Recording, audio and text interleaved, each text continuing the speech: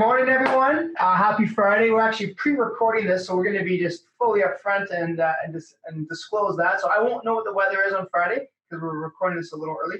Today, I have my partner, Preet Sandhu here. So a new face to Friday Coffee Chats. And we thought it was really important this week. We're going to talk about one thing and one thing only. And what is that today, Preet? The CEBA, so that's the Canada Emergency Business Account. We've been getting a lot of questions on when the banks are going to open, and now we're starting to see some of those banks open up. So I think it's a good time to kind of go over that topic today. Yeah, absolutely. I know one of the banks we deal with, they're actually their account will, or their application process rather, will not open until July 6th. However, we do know some of the bigger banks. Preet and I have been playing with it today. That their application process is open today. So what we were hoping to do, Preet and I, was going to share our screen, get rid of our ugly faces, and actually walk you through the process and talk about some of the issues that I think we've been getting emails on because they're important issues. And this application form, unlike the traditional CEBA, where you have payroll over $20,000, is much more complicated, and it's really a two-step process. Right. Yeah. Okay. So I think what we do now is we're going to share our screen. We're going to go through the process, and we're going to talk about some of the big points in it.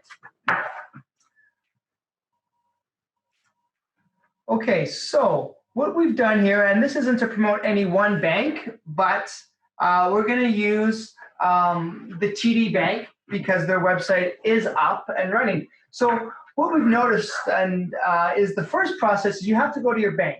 Now, all the banks will have something that looks like this TD application form. The initial one talks about applying with payroll. That has not changed. Am I correct, Preet? Yeah, no changes with that. So if you haven't applied for the CEBA yet for a variety of reasons, and you have payroll over $20,000, of course that's in the 2019 year, then please hit the payroll greater than $20,000 in 2019 year.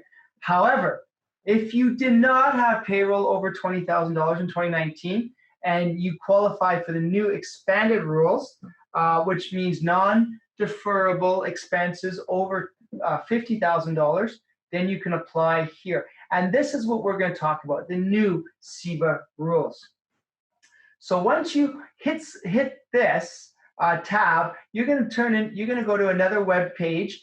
And that, once again, this is from the bank, right? Correct, Preet? Yes, the bank. So basically, biggest and starting question is, let's get the name, right? Let's get the name right. Obviously, we can help you with that, but you should know that. Get the name. Second question, get your business number. So that's your 9-digit number. You'll see that on your tax return. And then third point is your tax year, the most recent tax return filed. Now, one of the questions that we have for some of our newer clients was, well, I just opened up in 2019. I haven't filed my 2018 yet. Not a problem. It's 2019 or 2018. So they just want the most recent tax year filed. Now, if you first tax return is going to be 2020. Unfortunately, those criteria haven't opened up for you yet. So until we hear from the government, the CEBA is not available for you at this point. And the interesting thing is this, if you had a year end in 2019, your deadline was June 30th for December 31st. So all of your 2019 tax returns should have been filed by now. So yeah, either the 2018 or the 2019 tax year. Perfect. So as we continue down, they're going to ask you for line 400 on your tax return. Now, if you don't have this information available, please come talk to us. We can send you that number directly, or we can send you a full copy of the T2. Now, there's also, obviously, as you know, the criteria is also open up for unincorporated businesses as well. So that's from your personal tax return. So these are the lines that they would need from your personal tax return if you don't have, if you obviously don't have a business. So here's the amounts and line numbers that they require. Again, if you need this information, we're available to give you that directly. Absolutely. I think the best practice, Preet, would be before you apply, if you're not a corporation, I think get your complete personal tax return. That once again should have been filed by June 15th if you're a proprietor and you have all this information ready to go. Now, as we continue down, there's a couple of things I want everyone to read, because before you start applying, you need to ensure that you do qualify. So what that means is we need to have at least $40,000 in non-deferrable expenses. And there's really a category of what those expenses are. The ones that see, we'll kind of look at this a little bit further, but basically the categories that they want are wages and employment expenses, rent or lease payments for real estate, rent or lease payments for capital equipment used for business, payments for insurance, property taxes, utilities, and then payments for regularly scheduled debt service. And lastly, and this is kind of a category that we're going to be using as a catch-all, is payments incurred under agreements with independent contractors and fees required in order to maintain licenses, authorizations, or permissions necessary to conduct business by the borrower. And I've scrolled down so that you can see this in black and white. So these are what we call the eligible non-deferrable expenses. Exactly. And one of the questions we always get is, well, I had over 40,000 in 2019. It's actually not what you did in 2019. It's if the 2020 calendar year. So that's up to December 31st, 2020. We need to be able to have at least $40,000 in non-deferrable expenses. Absolutely. So one of the interesting things that people might talk about, Preet, is that when we fill out this form, and we're going to get to it shortly, you're going to put a bunch of we have to upload the contracts. But when you file your 2020 tax return, if it changes, then I think that's when the potential audits will occur. You'll need to be able to justify why it changed if you're one of the people selected for audit. So the paper trail is a little more extensive with this pathway to the CEBA loan. Okay, moving down along, and once again, this is the TD Bank, but it's going to be there's going to be a lot of verbiage in here. You need to fill this out, fill out all your identification. You got to make sure right here where I'm circling. You got to make sure you know your account number for the corporation, or if you're a proprietor, for the bank account that's tied to the proprietorship. Once again, fill all this stuff out. You need to attest and then submit. Once you submit down here, you're going to get the second step. Now, the second step, you're going to get an email or a link to the CRA website, which is the other piece of actually attesting to meeting all the criteria and uploading. So the bank, and the key part is the bank application needs to link with the CEBA application. So I won't hit submit because I don't want to fill this out for someone else, but we did do it for someone, and we're going to show what happens. The next thing that happens is you're going to come on to website that looks like this, and you're going to have to fill out these 5 steps on your left-hand side. Now, we're not going to go to step 1 because that's going to identify the business number, which we're not going to identify for you. We're not going to identify the client or the business number that we've used. It just has really 2 questions: the name of the company and the business number. That business number is your CRA number, so the RC number, which also was on your bank application. Those 2 numbers need to agree and link because they're going to be linked in the submission process. The next step to go through is step 2. You either say this is an original or you're adding some documents. We hit yes. And this, regardless of what bank you use, this is the website. This is the 5-step process that everyone will go through. It will look exactly the same for all people applying for CEBA under the expanded criteria. Next is you have to input your non-deferrable eligible expenses for the 2020 year. And I can't stress that enough, Preet. It's for the 2020 year. And now we're just going to throw some numbers in here. Because we're not going to submit this, but we think it's important that you see it. So clearly it has to be over 40,000 under 1.5 million. If you're under 40,000, you don't qualify. If you're over 1.5, you're too big. Then it asks you that you receive from the bank, from the federal government, or expect to receive from the federal government related to any relief. We're going to put 0. Actually, let's go back. Now, if you're collecting the CEWS, you will have to put this number in here. And essentially, the number up here, the 456, less the number you put in this box, has to be over the $40,000 under 1.5 million. So if your expenses were 60,000, mostly related to, say for example, You had $19,000 in wages, so you didn't qualify for the other application, and you had another $22,000 in other non-deferrable expenses, and then you were going to get 75% of your wages back. You're not going to qualify. So that's something to just to be wary, just be aware of. Next, I think this is where people are having the most trouble, Preet, and maybe I'll let you jump in here and talk about this. For sure. So I mentioned those categories before, and this is where they show up. So if you look at the expenses, they don't give you, a lot of options, right? So we have wages, which is pretty self-explanatory. Now, employment to third parties, that's if you're hiring, one of the recruiters out there that has hired a staff for you, so you can put that in there as an expense.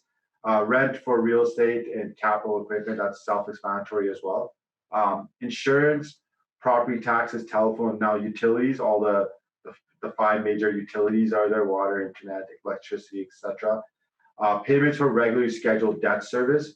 Questions we have on that is it only interest or principal? Obviously, if you're looking at this, includes both interest and principal, so you can have the total payments that you're making for debt. Independent contractor fees, license fees, and authorization/permission fees. So let's just use one of these as an example. If I click on independent contractor fees, they're going to give you just really two options: invoice-bill related independent contractor fees. The categories aren't elaborated right now. So if you have something that doesn't look like it fits, let's have a discussion and see if we can try to squeeze it into one of the categories. At the end of the day, CR is going to be able to look at everything. So if they have any question on it, they can always reach out back to yourself. But that's the question I'm getting a lot as well. For example, I had a client that was applying and had marketing expense. Well, it doesn't say anything about marketing. So where do you put that? We argue that it goes under independent contractor fees because really that's kind of like the best category for that. So that's a question we're getting a lot. Payment frequency, that's, the categories are listed out there as well. And the amount of expense based on frequency selected, and then the 2020 forecast. So if you want to just throw some numbers in there, John, just to kind of show how it all works out. So say, for example, I signed a marketing contract with a marketing firm, and they're going to be spending, and they're continuing to maintain, say, your website presence and your Google presence and your AdWords because you're operating, and that's $1,000 a month in order to stay in business. You're going to put payment frequency a month, $1,000, and it automatically fills in the 12,000. You have to say when it ends. Imagine it's going to end at the end of the calendar year.